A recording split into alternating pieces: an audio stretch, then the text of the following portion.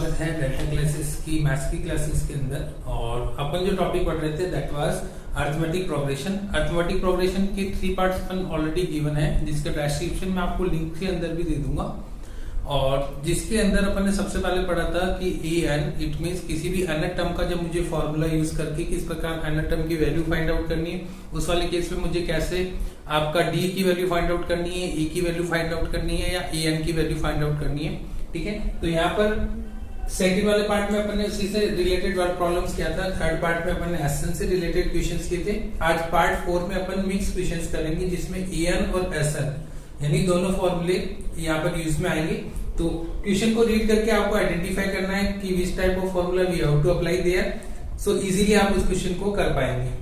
तो स्टार्ट करने से पहले दोनों फॉर्मूले में रिवाइज करा देता हूँ आपको कि अनंत टर्म ऑफ एन एपी, जब भी अनंत टर्म ऑफ एपी निकालना होता है उस वाले केस में अपन करते क्या है, उस वाले में n is equal to a plus n minus 1 into d, ये वाला फॉर्मूला अपन यूज करेंगे। सेकंड आपका अगर सम की जहां पर बात आ जाती है वहां पर आप लगाएंगे एसएन। एसएन का फॉर्मूला है n by 2 bracket 2a plus bracket n minus 1 bracket close into d then big bracket close, या SN is equal to n by 2 a plus l। किस केस में लगाएंगे a प्लस l, जहां पर मुझे लास्ट टर्म गिवन है और फर्स्ट टर्म गिवन है, उस वाले केस में मैं लगाऊंगा a प्लस l। चलिए दोस्तों पहले क्वेश्चन की तरफ बढ़ते हैं। क्वेश्चन नंबर 1 आपको कहता है कि 7 term of an AP is 64। तो जैसे जैसे आपको क्वेश्चन में दिया गया है आप लिखते चलेंगे। तो आप लिखेंगे 7th term of an AP, 7 term of an AP. ठीक है, अब अनंत टर्म वाला फॉर्मूला यहाँ पर डायरेक्टली क्लिक हो रहा है, तो आप यहाँ पर लगा देंगे ए एन। सबसे पहले आप फॉर्मूला लिख लीजिए, a n is equal to a plus n minus 1 into d, ये आपका फॉर्मूला यहाँ पर हम यूज करेंगे। और 7 टर्म की मैं बात कर रहा हूँ तो मैं लिख सकता हूँ इसको a7 is equal to a plus n minus 1। ठीक है, डायरेक्टली मैं यहाँ पर लिख रहा हूँ 6d is equal to 34। Clear. Second वाले क्वेश्चन, सेकंड आपको आगे क्या कह रहा है, 13 term of AP is equal to 34। ठीक है, यहाँ पर जो आपको क्वेश्चन गिवन है इसमें सेकंड टर्म आपका 64 है। ठीक है, सेकंड टर्म इज योर 64। तो same 13th term of N AP, इसको लिख देता हूँ a13 is equal to a plus 12d is equal to 64। यहाँ पर मेरे पास दो इक्वेशन जनरेट हो गई। ठीक है, तो जहां पर अनंत नंबर टर्म्स आएंगी वहां पर मैं फॉर्मूला कौन सा लगाऊंगा, एन वाला फॉर्मूला लगाऊंगा। और जहां पर मेरे पास सम आ रहा है, सम वाले केस में मैं एसएन का फॉर्मूला लगाऊंगा। यही से आपको आइडेंटिफाई करना है। चलिए आगे बढ़ते हैं। From equation number 1 and 2। ठीक है, इक्वेशन नंबर 1 और 2 को आप सब्स्टिट्यूट कर लो, एलिमिनेट कर लो, जो भी मेथड आपको अच्छा लगता है। तो मैंने लिखा a13 माइनस a7। ठीक है, इट मीन्स यहाँ पर आपको a प्लस 12d और नीचे आपके पास आ गया a plus 6d is equal to 64। यहाँ पर आपके पास आ गया 34। और मैंने क्या करना है, यहाँ पर एलिमिनेशन में यहाँ पर कर रहा हूँ क्योंकि a वैल्यू यहाँ पर कैंसिल हो जाएगी, साइन चेंज कर लेते हैं। a आपका कैंसिल हो गया, 12 में से 6 किया दैट इज 6d। ठीक है, 64 में से 34 गया आपका 30 आ गया। The value of d is equal to 30 upon 6 is equal to 5। तो d की वैल्यू अपने पास आ गई। अब इस d की वैल्यू किसी भी एक इक्वेशन में पुट करके आप क्या निकाल सकते हैं, इस d की वैल्यू को किसी भी एक इक्वेशन में पुट करके आप a की वैल्यू फाइंड आउट कर सकते हैं। Put d is equal to 5 in equation number 1। तो इक्वेशन नंबर 1 में मैं क्या कर रहा हूँ, आपको पुट करके रख रहा हूँ value d is equal to 5। Equations क्या है आपके पास, a7 it means a plus 6d is equal to 34। a की वैल्यू मुझे फाइंड आउट करनी है, d is equal to 5 is equal to 34। a 6 5 या 30, जब 30 प्लस का हो जाएगा तो माइनस का 30 and the a is equal to 4। तो यहाँ पर a की वैल्यू जो आपकी आ गई दैट इज 4। अब अपन को क्वेश्चन को आगे पढ़ते हैं। Find the 18th term of AP, मुझे क्या फाइंड आउट करना है, 18th टर्म ऑफ एपी जब मुझे फाइंड आउट करना तो मैं लिख सकता हूँ a plus 17d a plus n minus 1 into d. What is the value of a is equal to 4, 17 plus d की value that is 5, 4 plus 85 is equal to 89। It means a 18 की value आपके पास क्या आ गई, 89 आ गई है। ठीक है, I think आपको क्वेश्चन समझ में आएगा। इस क्वेश्चन के अंदर दो एपी की टर्म मुझे ऑलरेडी गिवन है, उन दोनों एपी की टर्म को क्या करूंगा मैं कैलकुलेट करूंगा। ठीक है, उससे ए और डी की वैल्यू मैं निकालूंगा। ए और डी की वैल्यू निकालने के बाद आप क्या करेंगे, उस वैल्यूज को जो भी टर्म्स आपको फाइंड आउट करनी उसके लिए आप क्वेश्चन नंबर 2 की तरफ बढ़ते हैं। इसमें गिवन है कि एक आपके पास कोई एपी है, एपी का n टर्म्स का एक ग्लोबलाइज फॉर्मूला आपको गिवन है। इट मींस n टर्म्स का जब मैं सम निकालता हूं तो ये फॉर्मूला मेरे पास आ रहा है। ठीक है, तो जब भी इसने बोला सम की बात करी तो इसका मतलब आपको कहीं ना कहीं सम का फॉर्मूला लगाना पड़ सकता है।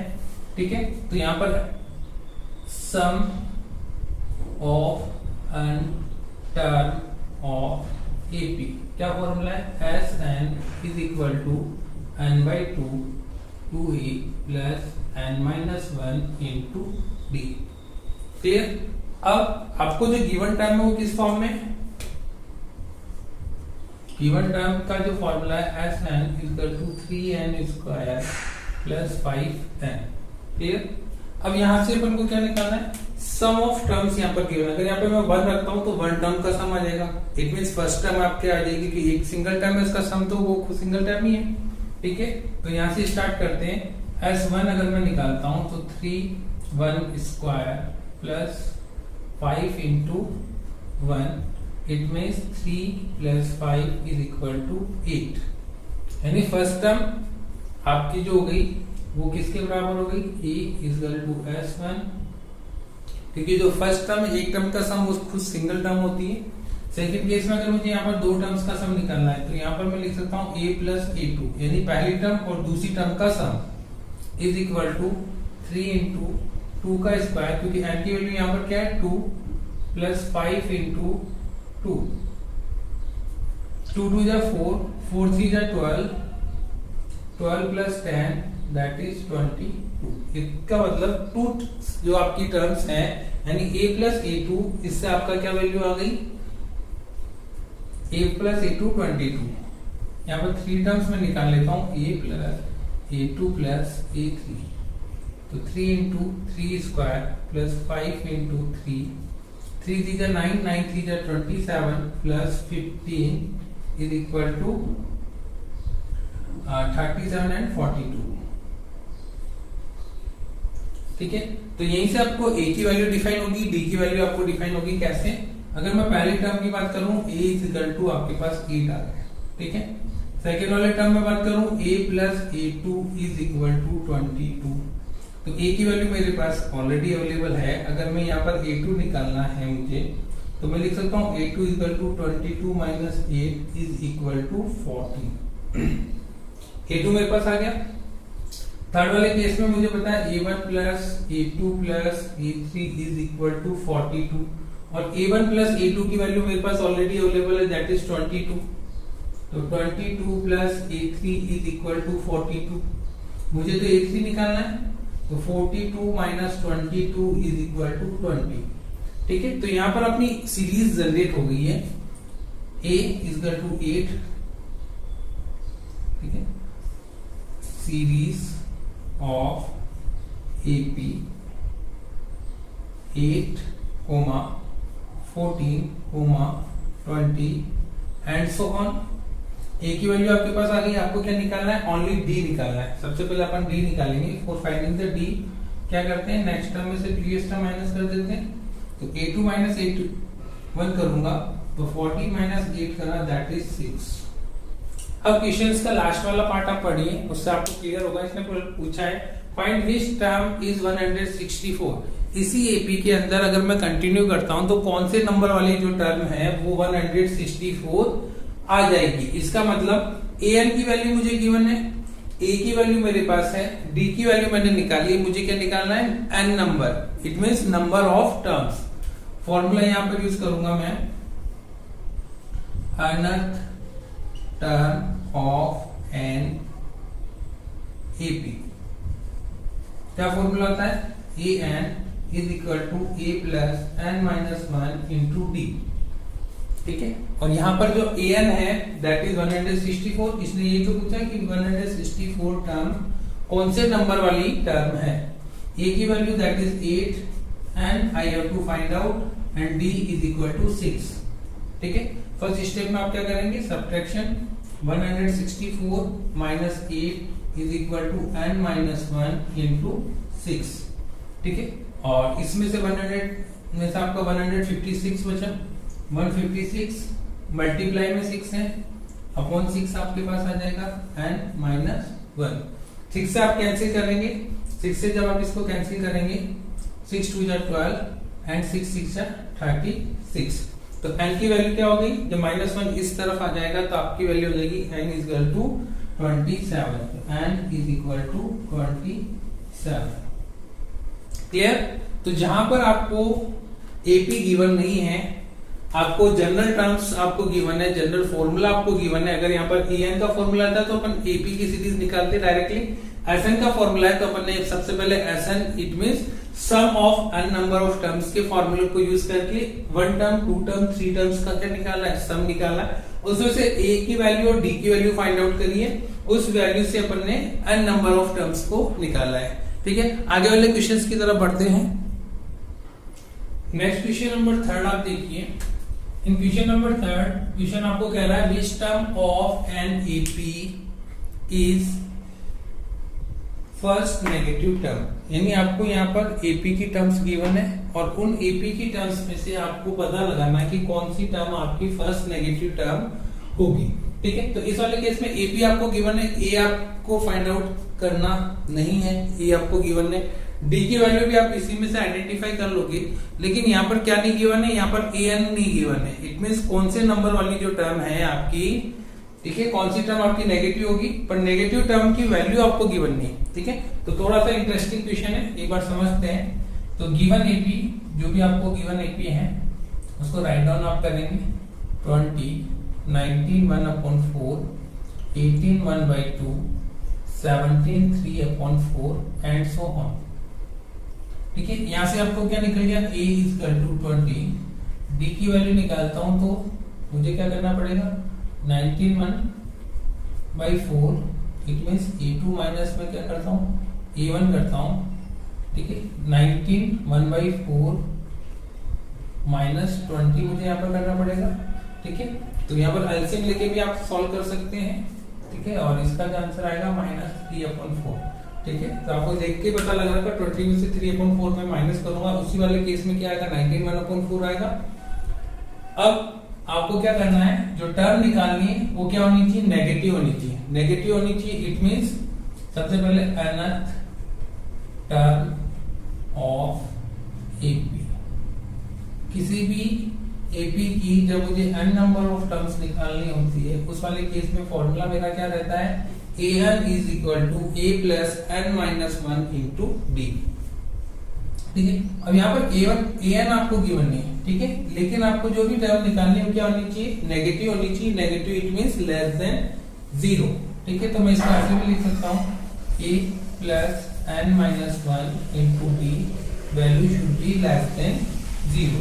ठीक है, n नंबर की जो मेरी टर्म होगी वो लेस देन 0 होनी चाहिए। What is the value of a, that is 20 n minus 1 and d value is equal to -3/4 less than 0।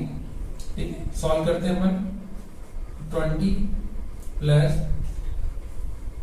यहाँ हो जाएगा आपका -3/4। ठीक है, माइनस माइनस प्लस आपका हो गया plus 3/4 less than equal to 0। तो यहाँ पर अपन एक बार एलसीएम ले लेते हैं। एलसीएम लेने से अपन को कंसेप्ट समझ में आ जाएगा। एलसीएम ले लिया अपन ने, that is LCM that is 4, ताकि क्रॉस मल्टीप्लाई होकर उधर हो जाएगा 0। ठीक है, तो दैट इज 80, क्योंकि अपॉन में 1 है, 4 टाइम आपका यूज में आएगा। ठीक है, माइनस और 3n एंड प्लस 3। तो यहाँ पर टोटल नंबर आपका कितना आ गया, 83 माइनस, इसको सेपरेट कर देता हूँ, 83/4 and minus 3n/4 less than 0। Less than 0 क्यों ले रहे हैं? क्योंकि इसने बोला जो आपकी टर्म है वो क्या होनी चाहिए, नेगेटिव होनी चाहिए।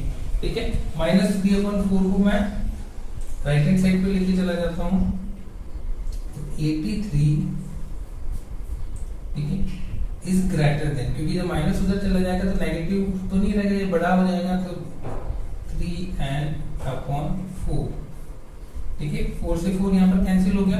मुझे n की वैल्यू निकालनी है यहाँ पर। ठीक है, n की वैल्यू जब मुझे निकालनी है तो 83/3 उसकी वैल्यू होनी चाहिए किससे बड़ी, ये जो गिवन नंबर है उससे बड़ी। ठीक है, 3 से यहाँ पर मैं कैंसिल करता हूँ, 3 2 जा 6, आपके पास बचा 23, 3 7 जा 21, 2/3, यानी n की वैल्यू क्या होनी चाहिए, 27 वाली जो टर्म है उससे बड़ी होनी चाहिए। ठीक है, तो मैं यहाँ पर लिख सकता हूँ n इज इक्वल टू 28, क्योंकि 27 से बड़ी जो नेक्स्ट टर्म आएगी दैट इज 28। तो इस क्वेश्चन में थोड़ा सा आपको लेस देन वाली वैल्यू को कंसीडर करके, लेस देन 0 वाली वैल्यू को कंसीडर करके स्टेप्स को आगे बढ़ाने थे। ठीक है, और केवल एक चेंजेस यहाँ पर है, जब आप नेगेटिव वैल्यूज को राइट हैंड साइड पे ले जाएंगे तो ये नंबर आपका ग्रेटर देन हो जाएगा n से। तो n की वैल्यू मुझे देखो यहाँ पर भी प्रोसीड करता जाऊंगा, फर्स्ट टर्म 28। ठीक है, तो ऐसे ऐसे आगे बढ़ने पर मेरी टर्म्स क्या आएगी, नेगेटिव बढ़ती जाएगी। तो फर्स्ट नेगेटिव टर्म्स इसका आएगा इसके अंदर 28 नंबर वाली टर्म के अंदर। ठीक है, क्वेश्चन नंबर 4 की तरफ बढ़ते हैं। क्वेश्चन नंबर 4 आपको कह रहा है कि 4 numbers are in AP, 4 number आपको गिवन है। ठीक है, लेकिन वो नंबर आपको डायरेक्टली गिवन नहीं, आपको उसको सीरीज से निकालना पड़ेगा। उन 4 नंबर्स जो एपी के अंदर है उनका सम, ठीक है, उन जो 4 नंबर्स है उनका सम 20 आ रहा है, यानी जो 4 जो नंबर्स मेरे पास है उनको रेगुलर में ऐड करता हूं, the sum will be 20 and the square of their number is 120। और उन्हीं नंबर्स का जब स्क्वायर करके मैं ऐड करता हूं, उस वाले केस में क्या आ रहा है मेरा सम 120 आ रहा है। ठीक है, इस क्वेश्चन में आपको एक ट्रिक यूज करनी पड़ेगी। अगर आप इस केस में अगर ए टर्म को लेते हैं, first term A, second a plus D, third a plus 2d, fourth a plus 3d, तो उस वाले केस में आपको कैलकुलेशन करना थोड़ा सा टिपिकल रहेगा। तो इसमें ट्रिक क्या है, जब भी आप उस सभी नंबर्स को ऐड करें, उस वाले केस में आप d को इस प्रकार से मैनेज करें कि वो कैंसिल हो जाए। जैसे फर्स्ट स्टेप पे आते हैं, लेट द 4 टर्म्स, ठीक है, यहाँ पर जो मैंने 4 टर्म्स लिखे हैं, पहला टर्म लिखा है a माइनस 3d, दूसरा लिखा है a माइनस d, थर्ड लिखा है a plus d and fourth लिखा है a प्लस 3d। ये टर्म लिखने के पीछे, ट्रिक लिखने के पीछे एक रीजन है। इसने क्या बोला है यहाँ पर, sum of the number is 20। जब आपके इन्हीं सभी नंबर्स का मैं सम करूंगा, और सपोज यहाँ पर मैं ऐसे नंबर ले लेता हूँ कि a और d दोनों कैलकुलेट नहीं हो, दोनों कैंसिल, दोनों में से एक भी कैंसिल नहीं होता है, तो उस वाले केस में आपको क्या रहेगा, वैल्यू पुट करना थोड़ा सा हार्ड रहेगा। ठीक है, तो आपको फर्स्ट गिवन है sum of numbers, it means a minus 3d plus a minus d plus a plus d plus a plus 3d is equal to 20। यानी जितने भी गिवन नंबर्स हैं उन गिवन नंबर्स का सम आपको गिवन है, दैट इज 20। देखिए जितने भी माइनस 3d है, प्लस 3d से कैंसिल हो जाएगा, माइनस d से कैंसिल हो जाएगा। यही रीजन था एक पर्टिकुलर टाइप ऑफ एपी लेने का। ठीक है, तो आपके पास बचा 4a is equal to 20, a is equal to 20/4 that is 5। a की वैल्यू आपके पास आ गई। ठीक है, a की वैल्यू आपके पास आ गई, तो आप क्या कर सकते हैं, आप सीरीज निकाल सकते हैं और d की वैल्यू भी आप निकाल सकते हैं। ठीक, तो d की वैल्यू अपन निकालते हैं। अगर मैं a की वैल्यू सबके अंदर पुट कर देता हूं, ठीक है, और d की वैल्यू मुझे कॉमन डिफरेंस मेरा क्या रहेगा, सेम रहेगा। तो स्टेप्स पढ़ते हैं कि a minus 3d, a minus, ठीक है, d की वैल्यू तो यहाँ पर अपन आइडेंटिफाई डायरेक्टली नहीं कर पाएंगे। ठीक है, क्योंकि आपको केवल a की वैल्यू पता है, a की वैल्यू मैं पुट कर दूंगा तो हर जगह d रह जाएगा, और d की वैल्यू आपकी कितनी रहेगी, 2d की हो जाएगी, लेकिन वो अपन को गिवन नहीं है।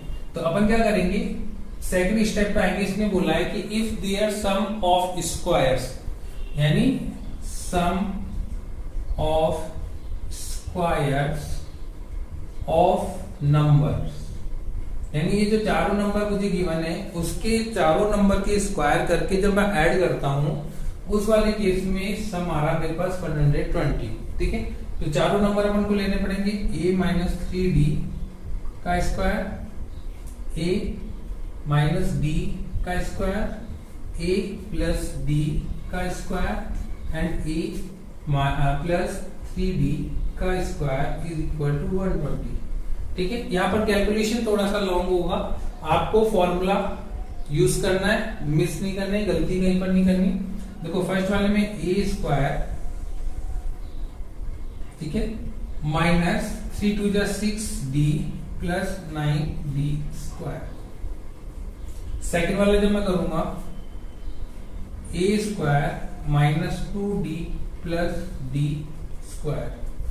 थर्ड वाला फॉर्मूला मैं आपको करता हूं a square plus 2d plus d square, ठीक है। फोर्थ वाला formula a square plus 6d plus 9d square, ठीक है। और ये सारी वैल्यू किसके इक्वल टू है, 120 के इक्वल्स में है, ठीक है।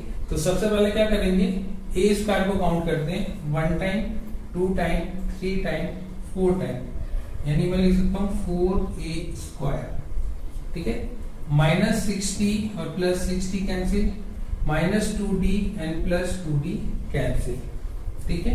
अब आपके पास बचा 9d स्क्वायर, 9 और 1 10d स्क्वायर, 10 और 1 11d स्क्वायर, 11 और 9 that is 20d square is equal to 120, ठीक है।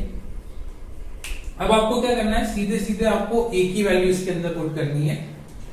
तो a की वैल्यू जब मैं इसमें पुट करूंगा दैट इज 5, तो 4 into 5 square plus 20d square is equal to 120, ठीक है। 5 5 जा 25, 25 4 जा 100 plus 20d square is equal to 120।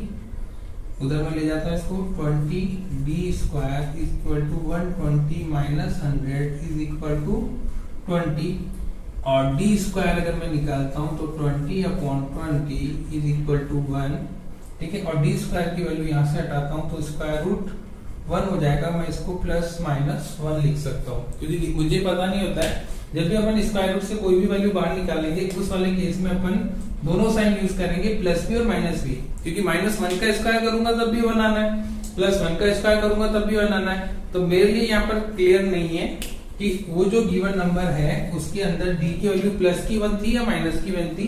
तो यहाँ पर दो एपी पॉसिबल हैं। पहला, अगर मैं d इक्वल टू 1 रखता हूँ तो अलग एपी आएगा। सेकेंड वाले केस में d इक्वल टू माइनस 1 रखता हूँ तो एपी मेरा अलग आएगा, ठीक है। तो पहले वाले केस में d को मैं क्या रखता हूँ, आपका देखो a minus 3d, a minus d, a plus d and a plus 3d, ठीक है। ये तो आपका आ गया एक्चुअल फॉर्मूला यानी एपी का फॉर्मूला। और d की वैल्यू चेंज करके रखते हैं, d इक्वल टू 1 और d इक्वल टू माइनस 1, क्या क्या वैल्यूज आती है देखते हैं। जब मैंने a की वैल्यू यहाँ पर कितनी आ रही है आपके पास, the value of a is equal to 5, a की वैल्यू आपके पास 5 आ रही, 5 minus 3 into 1 is equal to 2, 5 minus 1 is equal to 4, 5 plus 1 is equal to 6 and 5 plus 3 is equal to 8। तो फर्स्ट एपी अगर मैं काउंट करूं तो क्या आ रहा है 2 4 6 8, पहली एपी मेरे पास आ रही है 2 4 6 8, ये भी आपका एपी रहेगा, इसको भी अपन को कंसीडर करना रहेगा। सेकंड केस में जब मैं माइनस 1 लेता हूं, ठीक है, तो आपकी एपी कन्वर्ट हो जाएगी 8 6 4 2। तो नेगेटिव वाले केस में आपकी एपी जब आप वैल्यूज पुट करेंगे तो यही वैल्यूज आपको मिलेगी। फर्स्ट वैल्यूज आप चेक कर लीजिए, a that is 5 minus 1 minus minus plus 3, 5 plus 3 that is 8, ठीक है। तो आई थिंक क्वेश्चन नंबर 4 भी आपको समझ में आएगा। क्वेश्चन नंबर 5 की तरफ पढ़ते हैं। क्वेश्चन नंबर 5 थोड़ा सा आपको एक बार रीडिंग अच्छे से करना समझना भी है। तो a house of the rows are numbered consecutively, यानी एक नंबर ऑफ हाउस, अगर सीरीज ऑफ हाउस की मैं बात करूं तो लगातार आपके मकान बने हुए हैं और 1 से लेकर 49 नंबर तक का आपका मकान बना हुआ है, ठीक है। Show that there is the value of x, और उसी नंबर ऑफ रोज में 1 से लेकर 49 नंबर के जो मकान है उसमें x नंबर का कोई मकान है, उससे number of the houses preceding x equal to the sum of the number values following by x। It means जितने भी नंबर ऑफ हाउसेस हैं, x कोई फिक्स नंबर है 1 से लेकर 49 तक, ठीक है। तो उस 49 से 1 से लेकर 49 नंबर में x जो नंबर है उसमें 1 से लेकर उस x नंबर से एक नंबर पहले तक का मकान, ठीक है, x इंक्लूड नहीं, और x नंबर से आगे वाले 49 तक के जितने भी मकान है उन सभी का सम क्या आ रहा है, इक्वल आ रहा है। तो क्वेश्चन अपन स्टार्ट कैसे करेंगे, सीरीज ऑफ द हाउस आपको दे रखा है 49, ठीक है। अब आपको क्या करना है, क्वेश्चन को ऐसे सेपरेट करना है,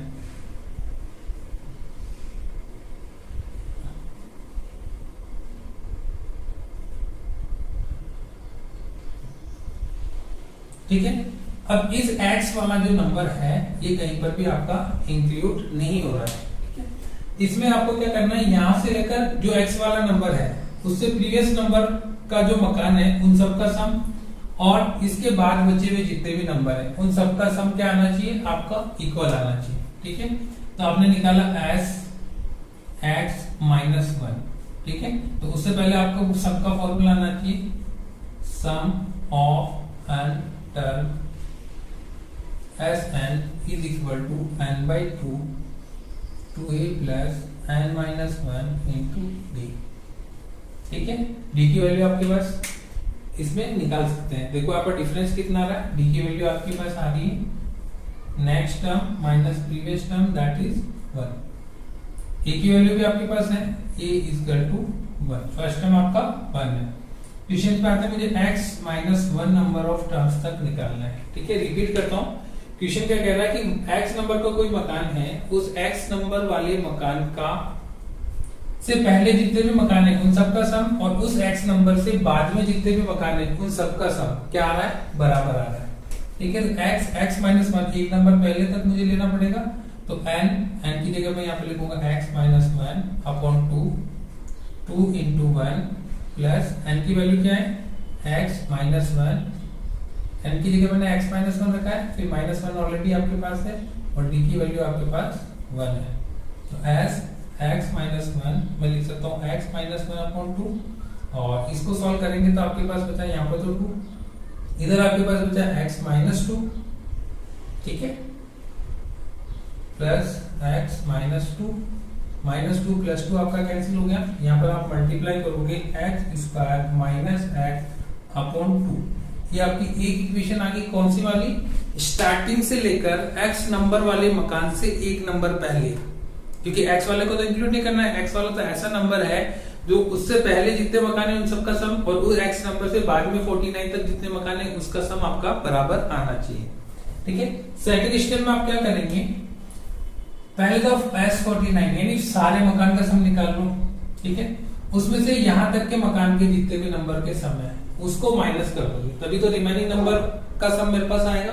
तो मैंने निकाला S49 माइनस SX, S49 तो दोनों दो बार मेरे पास फॉर्मूला लगेगा, पहला फॉर्मूले में n upon 2 minus 2a 2 into 1, यहाँ पर मैं डायरेक्टली लिख रहा हूँ, प्लस 49 माइनस 1, और d की वैल्यू आपके पास क्या है, उसमें से मुझे क्या माइनस करना है, उसमें से मुझे माइनस करना है SX, ठीक है। x के केस में मेरे पास हो जाएगा x अपॉन 2, n की वैल्यू क्या है x, 2a यानी 2 प्लस n की वैल्यू कितनी, x माइनस 1, ठीक है। तो इसको सॉल्व करते हैं, 49 upon 2, 49 minus 1 that is 48, 48 and 2 that is 50, minus यहाँ पर आपके पास बचा x अपॉन 2, और ब्रैकेट में आपके पास बचा x प्लस 1, ठीक है। इसी को आगे कंटिन्यू करते हैं, तो इसको जब आप कैंसिल करोगे आपका 25 टाइम्स में जा रहा है, और जब इसका मल्टीप्लिकेशन आप करेंगे 25 माइनस 49 1 2 2 5, ठीक है। इसका जो मल्टीप्लिकेशन आएगा 1225, उसमें से मुझे माइनस क्या करना है, x स्क्वायर, ठीक है, x square plus x upon 2, ठीक है, that is equation number 2। Clear समझ में आपको? अपन ने क्या किया, पहले स्टेप में अपन ने निकाला 1 से लेकर x-1 तक का सम। सेकंड स्टेप में अपन ने क्या किया, 49 तक का टोटल निकालूंगा, उसमें से x तक माइनस कर दूं तो रिमेनिंग पार्ट का सम आ जाएगा। ठीक है, अब इन दोनों का सम क्या आ रहा है आपका, आपस में बराबर आ रहा है। ठीक है, तो उस वाले केस में अपन क्या लिख सकते हैं, as x-1 is equal to as 49 minus as x। दोनों की वैल्यू का आप कंपेयर कीजिए। पहले वाले की value x square minus x upon 2, second की वैल्यू आपके पास है 1225 1225 minus x square plus x upon 2। इस वैल्यू को इधर लेके आ जाते हैं, तो इसको मैं लिख देता हूँ, सेपरेट कर देता हूँ, तो आपको आइडेंटिफाई करने में इजी रहेगा। x स्क्वायर माइनस x इधर आके वो प्लस का हो गया, plus x square plus x। ठीक है, और दोनों के एलसीएम के जो डिनोमिनेटर है वो कितना आ रहे हैं, 2 आ रहे हैं। सॉल्व करेंगे अपन इसको, तो एलसीएम सेम ही आ रहा है दोनों का, तो इस वाले केस में मैं लिख सकता हूँ x square minus x plus x square plus x is equal to 1225 upon 2। x से x कैंसिल हो गया, आपका पॉजिटिव x नेगेटिव x से क्या हो जाएगा, कैंसिल हो जाएगा। आपके पास बचा 2x स्क्वायर, तो 2x square upon 2 is equal to 1225। उसे 2 कैंसिल हो गया, x की वैल्यू अगर मुझे निकालनी है 1225 या प्लस माइनस 35, इट मीन्स आपका जो नंबर ऑफ मकान होगा वो 35 नंबर का मकान होगा, यानी 1 से लेकर 34 का सम और 36 से लेकर 49 का सम दोनों आपका बराबर आएगा। आप मैन्युअली भी कैलकुलेशन कर सकते हैं। उसके अलावा यहाँ पर नेगेटिव नंबर नहीं लेंगे, तो हाउस नंबर आपका क्या हो गया, हाउस नंबर इक्वल टू 35, यानी 35 नंबर वाला जो मकान है उससे पहले जितने मकान है उसका सम, और 35 नंबर के बाद 49 नंबर तक जितने भी मकान हैं, जितने भी हाउसेज हैं, उनका सम क्या आएगा, बराबर आएगा। ठीक है, तो इस क्वेश्चन को एक बार आपको प्रैक्टिस अच्छे से करना है, रिवाइज करना है।